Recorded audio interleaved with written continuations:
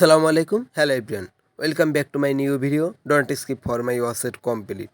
So guys, এই তো প্রথমে আমি আলমারি থেকে আমার কোডটা বের করে নিলাম। তারপর আমি কোডটা বের করে নিলাম, আর কোডটা বের করে খাটের উপর রেখে ছোট্ট একটা ভিডিও করে নিলাম।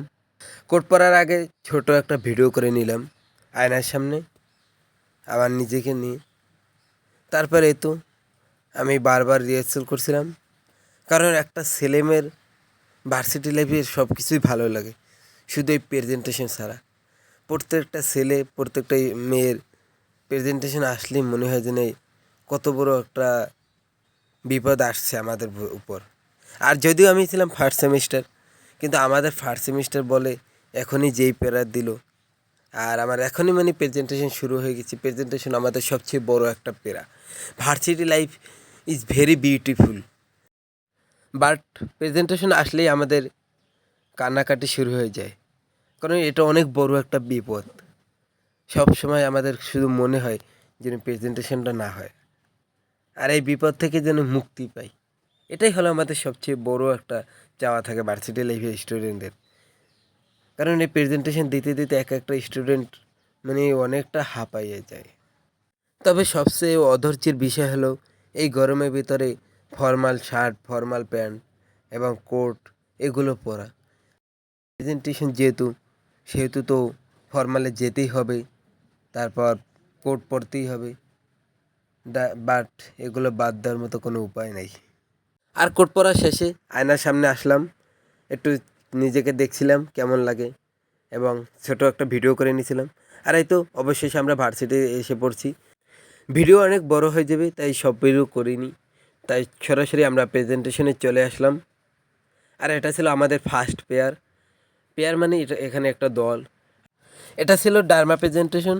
আর ডার্মা প্রেজেন্টেশন হলো আমাদের ফ্রন্ট অফিস কোর্সের একটা টপিক, কারণ এখানে রয়েছে আমরা কিভাবে একটা হোটেলে গেলে বুকিং দিব সেই বিষয় নিয়ে টকিং। আর এই টকিংটাই হলো আমাদের যে একটা ডার্মা প্রেজেন্টেশনের মাধ্যমে আমরা ডেমোর মাধ্যমে দেখাইছিলাম। এই ডার্মা প্রেজেন্টেশনের মূল বিষয় হলো যে একটা গেস্ট যখন একটা বড় ধরনের হোটেল বা 5 স্টার রেস্টুরেন্ট কিংবা 7 স্টার রেস্টুরেন্ট আমরা যেটাই বলি না কেন, সেই রেস্টুরেন্টে যখন সে যায় এবং সেখানে সে যতটুকু সময় কাটাক না কেন, তাকে তো একটা বুকিং করতে হবে। সেই গেস্ট যখন বুকিং দেয় তখন সে কি কি বিষয় ফেস করতে পারে সেই বিষয়গুলো নিয়ে আমাদের প্রেজেন্টেশন ছিল। যেমন একটা বুকিং দেওয়ার আগে কিছু বিষয় থাকে, যেমন hotel check in, check out, telephone booking, upselling, complain handling, ETC, আরও কিছু বিষয় থাকে। আর এই তো আমরা সেটা ডেমো এবং প্রেজেন্টেশনের মাধ্যমে সরাসরি সবার সামনে উপস্থাপন করলাম।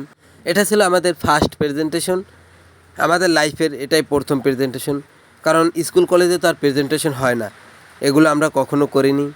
বাট ফার্স্ট প্রেজেন্টেশন এবং সম্পূর্ণ ইংলিশে আমরা অনেকটা এক্সাইটেড ছিলাম এই প্রেজেন্টেশন নিয়ে, প্রথম প্রেজেন্টেশন।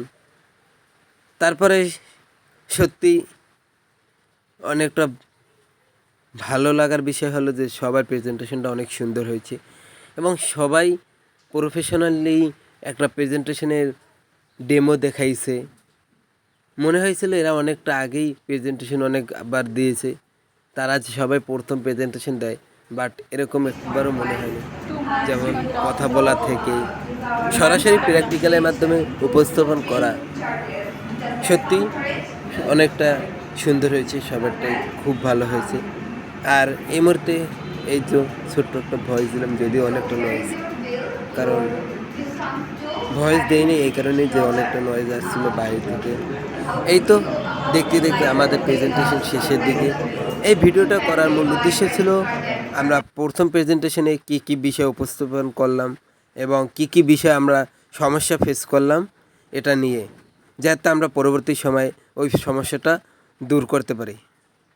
আর সবাই লাইক কমেন্ট শেয়ার করবেন, এটা আমার নতুন পেজ, আগের পেজটায় সমস্যা হয়েছে। সুস্থ থাকবেন, ভালো থাকবেন, সবাই সবার জন্য দোয়া করবেন, আর বিশেষ করে আমাদের জন্য দোয়া করবেন, আমার জন্য বিশেষ করে দোয়া করবেন। দেখা হবে আবারও নতুন কোনো ভিডিওতে।